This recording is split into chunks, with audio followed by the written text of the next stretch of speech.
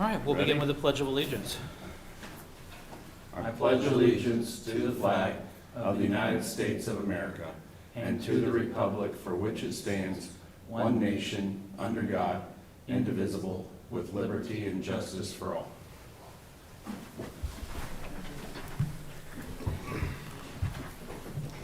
Welcome to the February 26, 2024 meeting, work session for the Shawnee County Board of County Commissioners. My name is Kevin Cook, serving as the chair this year. Joining me today is Commissioner Aaron Mays and Commissioner Bill Rippon. Morning. This morning, we're going to be having a presentation from Cox Communication talking about broadband and the broadband expansion through Kansas, and a little bit more information about Shawnee County specifically. So without further ado, I'm going to introduce Megan Bottenberg with Cox Communication. Good morning, Commissioners. Oh, is this on? Yes, it is. Okay, perfect. Good morning. So great to see you guys. I know I haven't been here for a while, so I appreciate your time this morning. Megan Bottenberg, I'm the Director of Government Affairs for Cox Communications. And thank you for the opportunity today. We wanted to kind of, as we all know, there is a lot of money coming down the pike from the feds and from the state level regarding broadband. Broadband is incredibly important right now. I think we can all agree that getting broadband out to unserved areas and underserved areas in the county is one of the top priorities.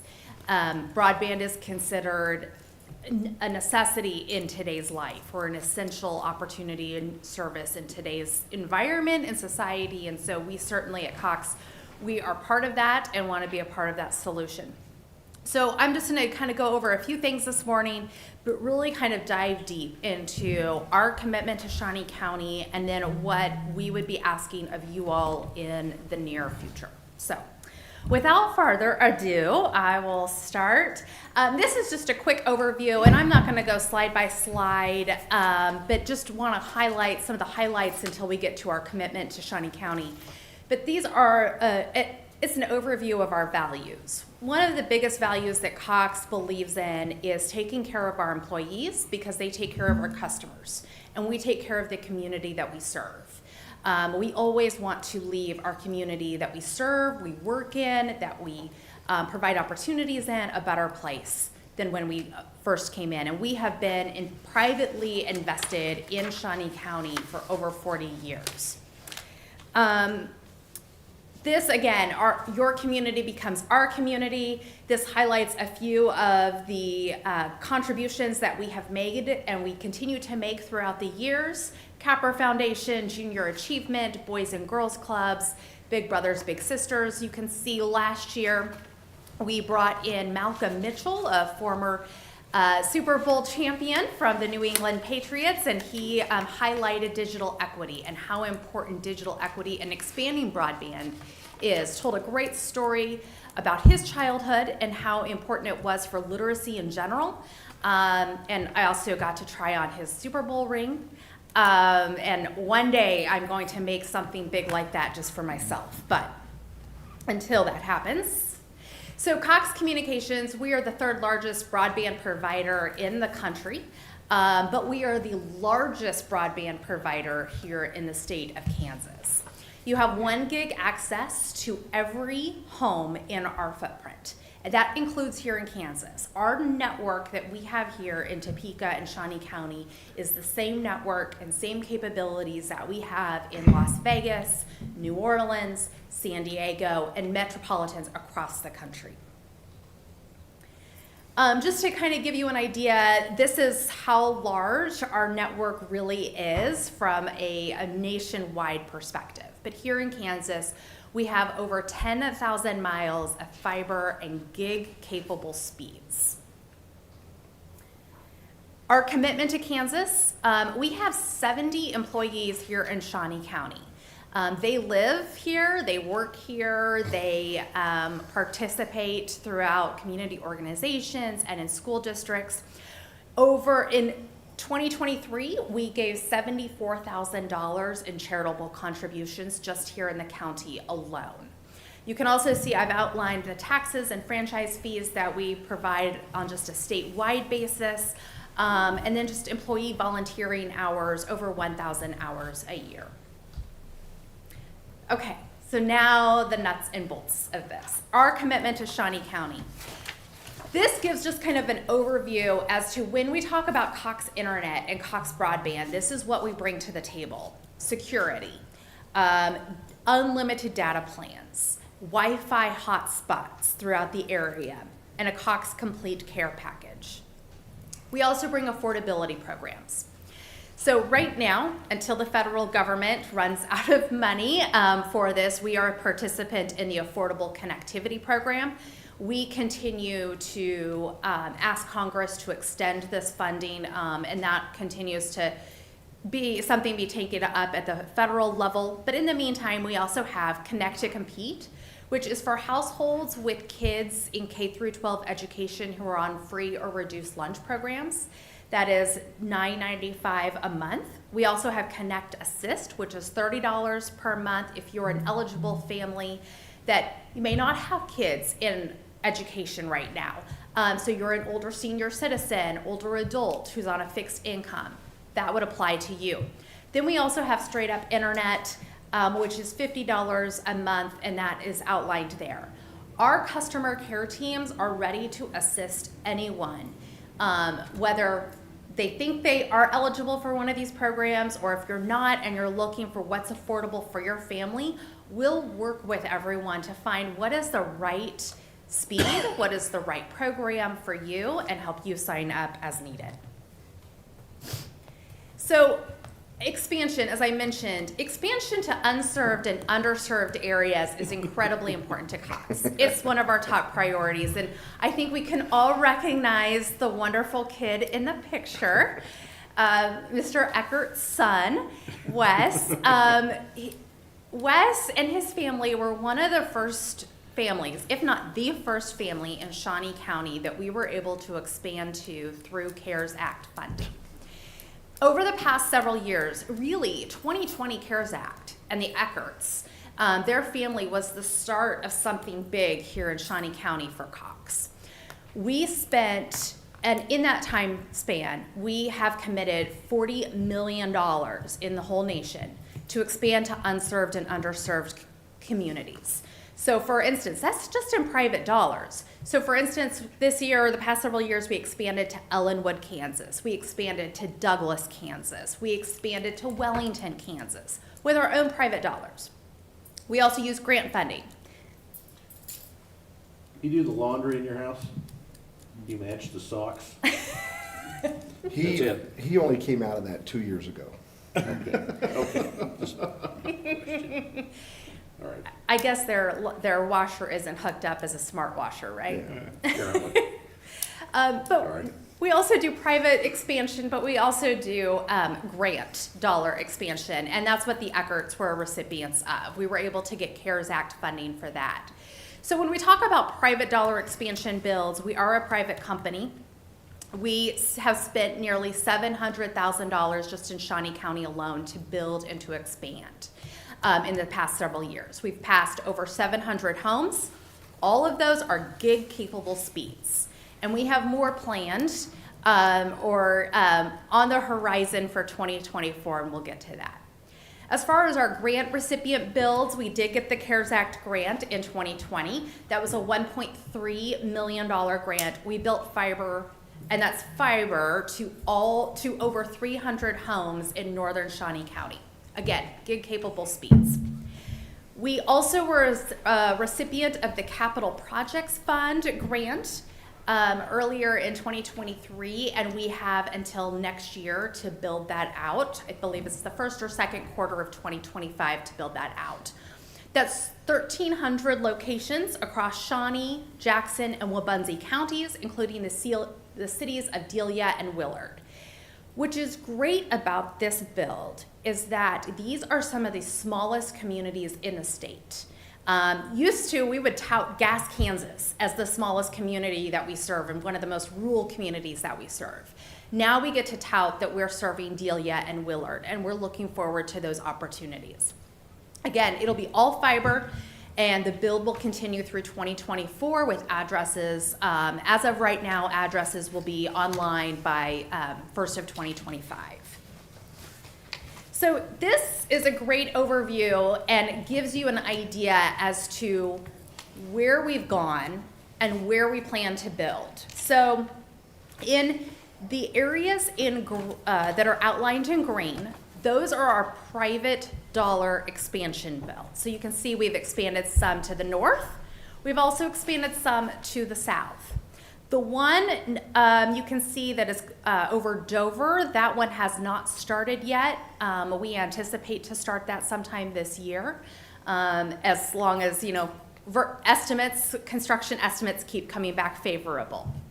Again, these are all private dollars. They have to meet certain business case points of view and perspectives, meeting the business case and making sure that we can use our private dollars for it. When we can't, we look to grants and look to the state and to the federal dollars available. So you can see in orange, outlined in orange, are the CARES Act dollars that we built to Mr. Eckert's home. And then you can see in the red outline is the Capital Projects Fund. That is, again, the $11 million project that we're building out to 1,300 homes throughout this year, and will be ready online by 2025. So as you can see, our commitment to Shawnee County is expansive. As the county continues to grow, we continue to expand our services to areas that are currently unserved and underserved. We continue to look for new opportunities to expand. I know I've had previous conversations with Commissioner Mays about the southern parts of Shawnee County. And let me move to the next. So this would be our action required over the next year or so. The state has two upcoming programs that are available. First is the Broadband Acceleration Grant 4.0 program. That's the BAG Year 4.0. It's $1 million cap per project to expand broadband in unserved and underserved areas. All of it is fiber, and it's a 50-50% cost match. So Cox would put in 50%, the state would put in 50%. So essentially, the maximum project cost would be a $2 million project cost. As of right now, we have not been able to identify projects here in Shawnee County that would meet the business case and the parameters for that program. However, that doesn't mean that we haven't identified places for the next program. The Broadband Equity Access and Deployment Program, called BEAD. There's a lot of acronyms in broadband world, but BEAD is the $450 million from the federal government as part of the joint infrastructure law that was passed a couple years ago. Kansas will receive this funding as soon as the NTIA approves its plan through the Kansas Office of Broadband Development for unserved and underserved areas. Again, these builds all need to be fiber, but for us to be successful in any of these grant programs, we have to have letters of support from government entities, as well as a demonstrated partnership with the local entities. That partnership is something that we haven't needed to have in the past, such as for the CARES Act grant. We needed letters of support. But when we talk about a demonstrated partnership, that means, is there a co-investment that the county or a city could help us with that? Cox is happy to participate and invest in your community, but the state looks favorable if there is a co-investment made. That can be dollars, or it can be looking at other opportunities such as permit fees be waived or other ways to help trench the lines or whatever the case may be. So again, looking for that in the future. When we have identified places that we want to expand to, especially for the BEAD program, I look forward to the opportunity to come here and ask for that direct assistance, and hopefully we can continue our partnership together. As I've mentioned, Cox has invested heavily with our own private dollars here in the county. We want to continue to do that, and with your support, we believe that we can serve all Shawnee County residents in the future. So with that, thank you again for the opportunity, and I'm happy to take any questions that you all may have. Questions? Mr. Rippon? Yes, thank you. Silver Lake, Rossville, and Auburn, they're all covered right now with broadband? That is correct. So we already serve Silver Lake. Rossville, we looked at for many years, but another provider currently serves Rossville. And then we already serve Auburn, the city limits of Auburn. I think there is always opportunity, and we continue to look at those areas in the southern portion of the county. Okay. Do you have a map that shows what's not covered in the county? We can certainly provide that. We can certainly work with you guys on that. We do have maps. I think that'd be big. There's a lot of reverse map? mapping that is being Reverse, done. yeah. The Reverse FCC has information on their website, but it's not real great. Correct. The FCC has a map that is constantly updated by providers.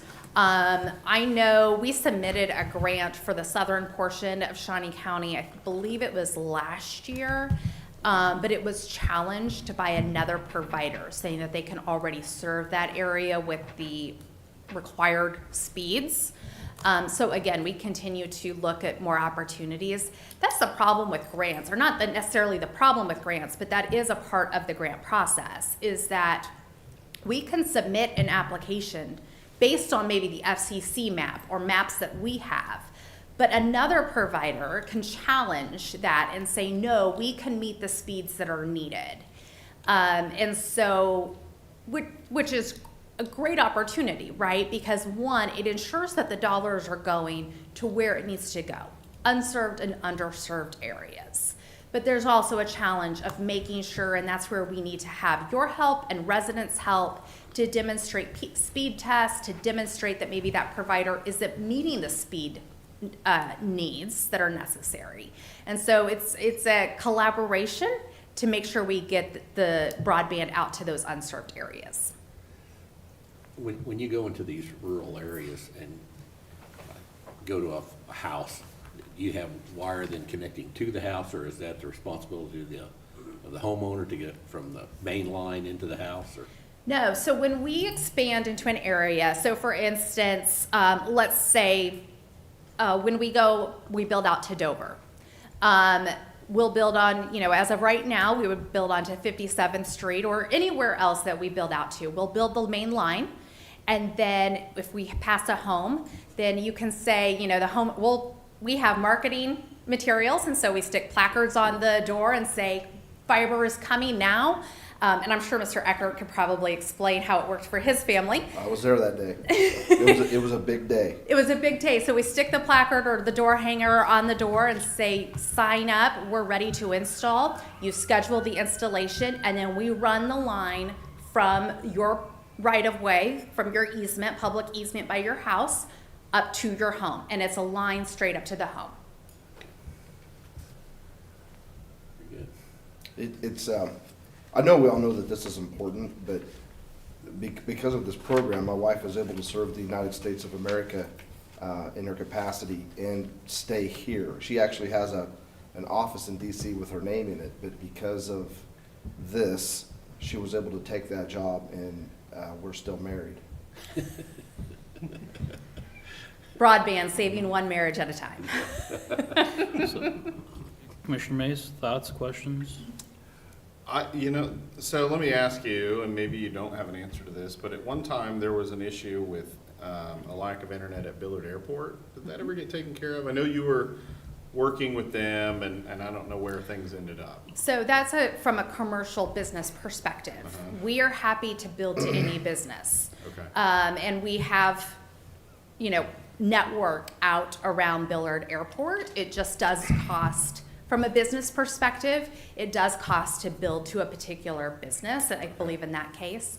But we're willing to work with any business to make sure that the numbers work, that the numbers are competitive and reasonable to ensure that all businesses have access and to have the gig speeds that they need.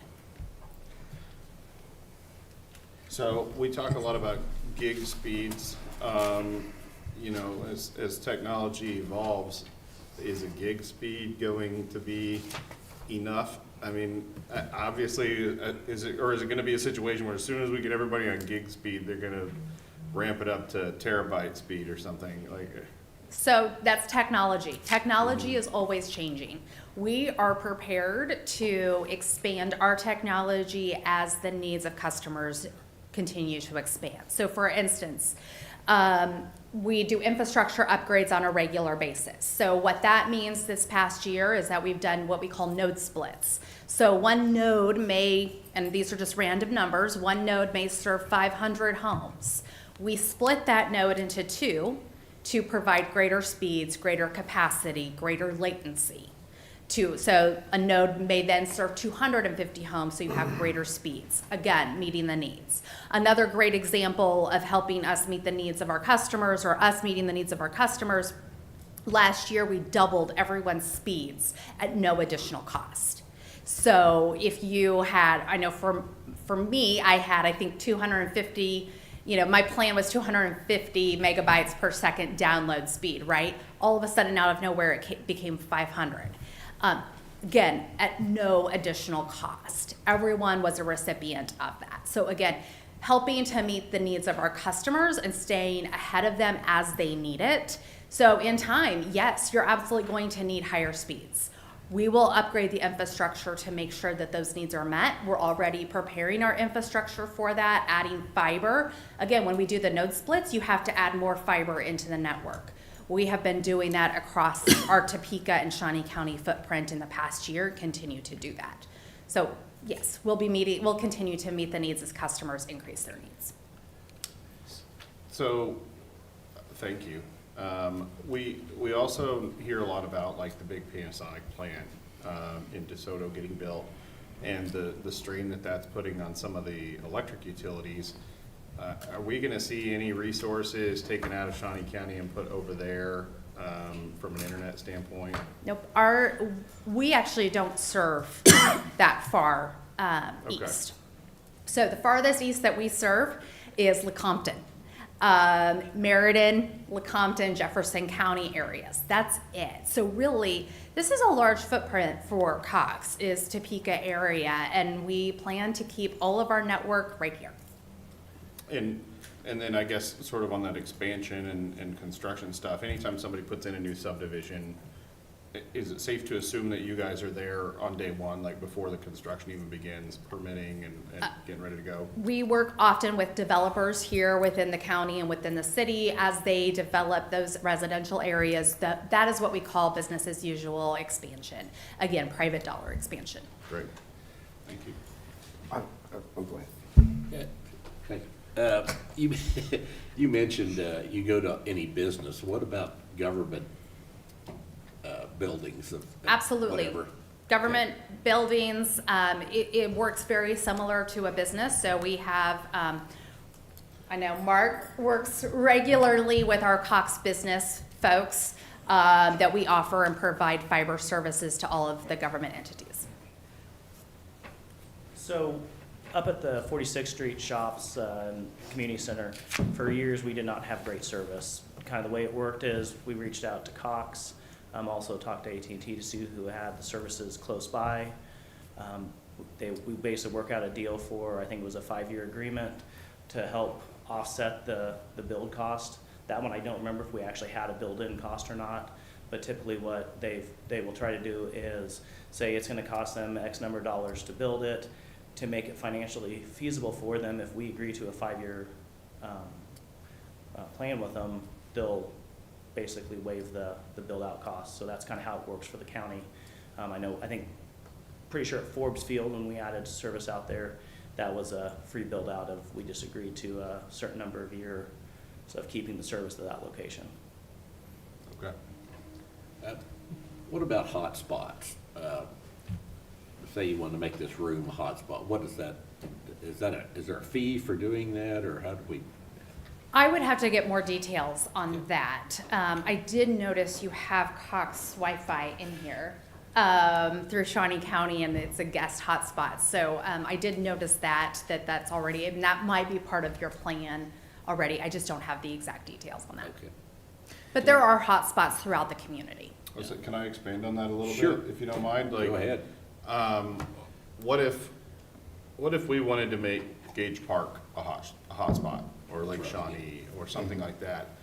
Is that something that our folks would do, or we would call Cox, which I assume that you're probably providing service to the zoo or whatever right now. I mean, is that something where we could mount some sort of a tower or something that would do that? We would work in collaboration with Mark and his team, as well as our Cox business team. I don't have all the details, but I know we do provide public Wi-Fi and hotspots and can make that available. There is a monthly cost to it. Sure. There's also an equipment cost. There is a grant right now at the state that would cover the equipment costs of something like that, but not the monthly cost. So again, there's opportunities, but we would just all have to work together in collaboration. Gotcha. Thank you. I just thought we've had some areas, especially in Parks and Rec, that make good hot spots. You mentioned Gage Park, Ward Mead would be one, maybe the rec centers, I don't know, pool, whatever. So Megan, now that we've kind of gone through all of that, we've talked about what the county can do. You've talked about what the Cox can do for the county. Let's talk about what the county can do for Cox.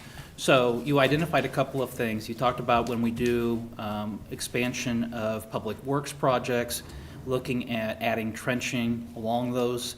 Is that something that is happening or needs to happen? I don't know in terms of how much that's happening now. I'm sure that it is. I just spoke in very general terms. When we talk about how do we demonstrate a co-investment in the future, especially for these grant programs, that can be a cost that is alleviated and an opportunity for us to show how we're working together in partnership. I know that the county has as one of its major public works project will be the expansion of Rochester Road, going from really the Walmart Dillon's area all the way up to the high school. So expanding and reconstructing Rochester Road and making sure that if we're working with you and your utilities, other utilities along the way. I know that I have taken a number of calls of people that say, I'm within 5 minutes or 5 miles of Shawnee County or city of Topeka. Why don't I have the ability to have broadband? My neighbor has broadband, but I'm one little bit outside of the loop. And so are you guys still identifying areas that are just a little bit outside of that last hub or last node? Absolutely. And if there are areas that you know of that you are getting those calls, send them over to me, and we're happy to start working on those business cases. Here's a prime example. I met with a legislator 2 weeks ago, and he goes, what do I need to do to get out to, rural areas of the county? It's over in western Kansas, in the county that I'm in. And I said, we'll take a look. And within 2 days, we were able to identify some places. So feel free to call, reach out. We'll do the business case, and we'll be able to tell you whether or not we can do private dollars or grant dollars. We really try to expand. Unfortunately, for Rich and his family, I think it took 10 years for us and his constant calling. I'm kidding. But There was a lot of emails. But unfortunately, at that time, it took 10 years.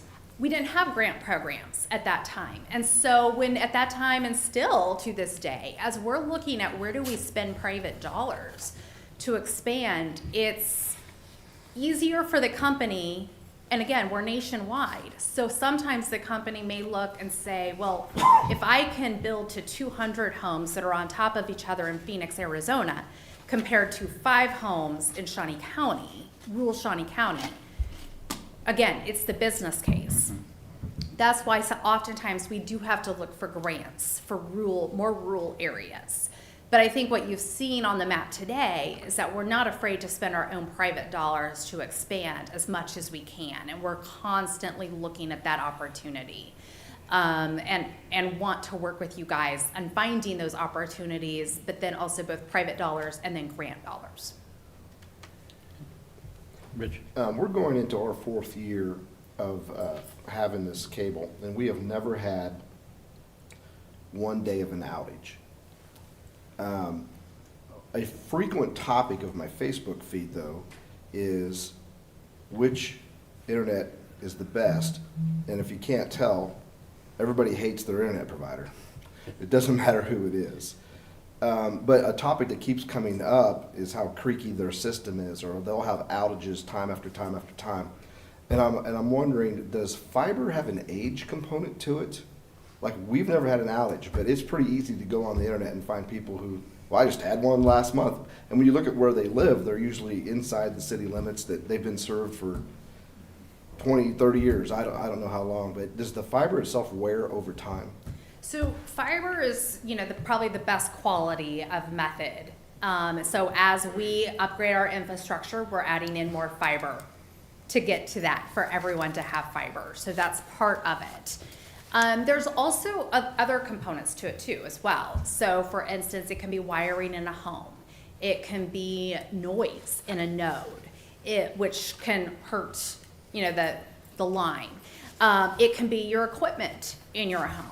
So what we say, and it could be your equipment, is older than what it needs to be to run at its peak, at its best. So what we will always ask is that if you do have problems, give us a call.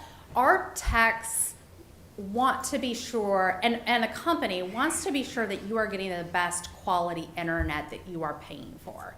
And so if there is a problem, if there is a concern, we are always happy to come out and take a look at it. We'll let you know if there's equipment that needs to be changed.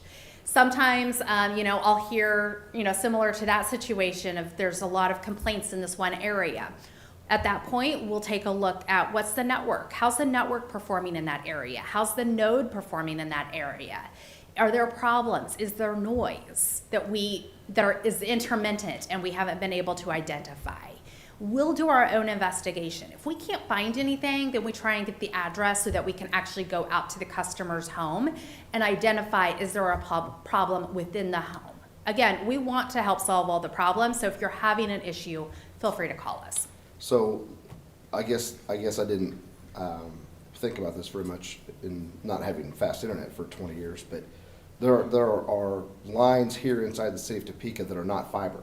They're like copper wire. They're coax. Okay, and those are subject to more breaking and more wear and tear, if you will, than a fiber line would be.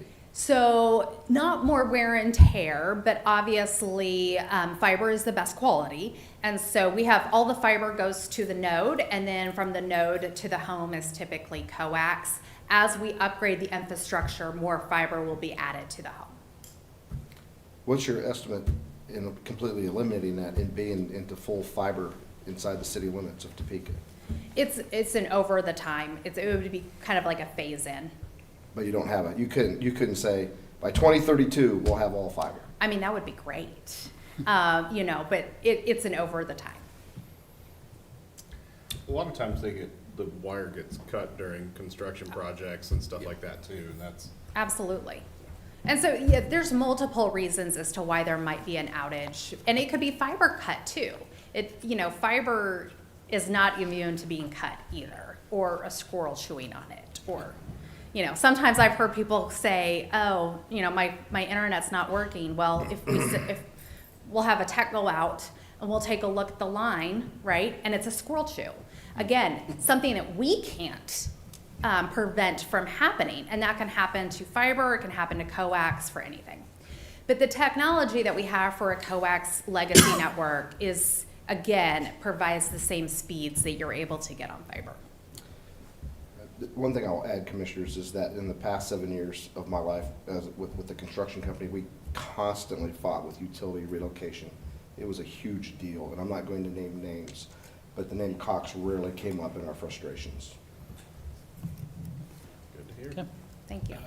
I want to talk about security just a second. What do you provide security for everyone on your network? How does that work? That's a fantastic question that I do not have an answer to today. I will have to get back to you on that one, unless Mark can speak to it from a business perspective.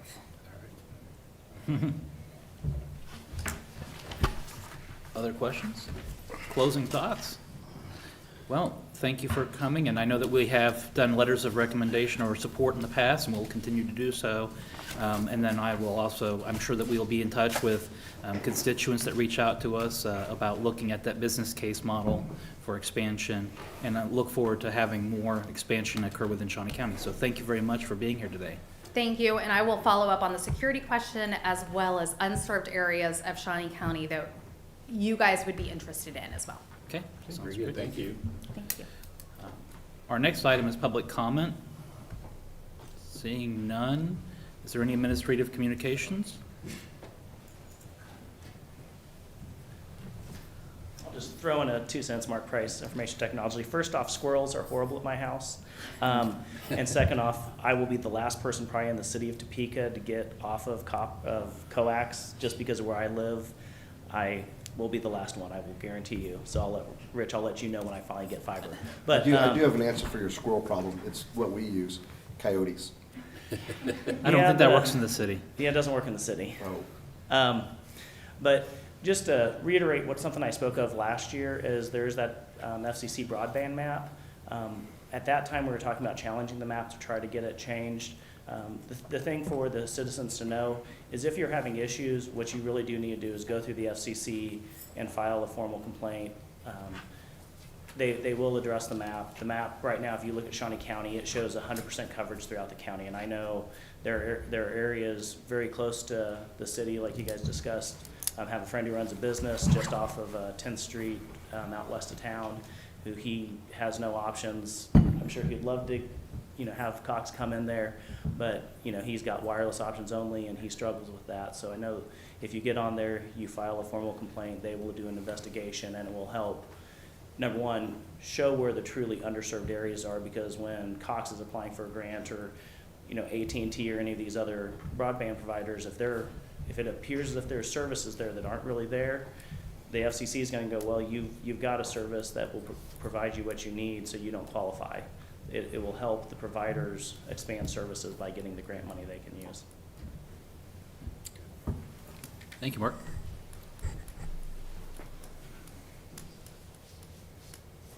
Good morning, Commissioners. Angela Lewis with Administrative Services. Just a reminder that Compliance 1, our testing center, is closed today due to staffing issues. Thank Okay. you. Thank you. Commissioner Rippon, anything? Mays? Have anything? No, All right. good. All right, I don't either, so we'll see you on Thursday. We're adjourned.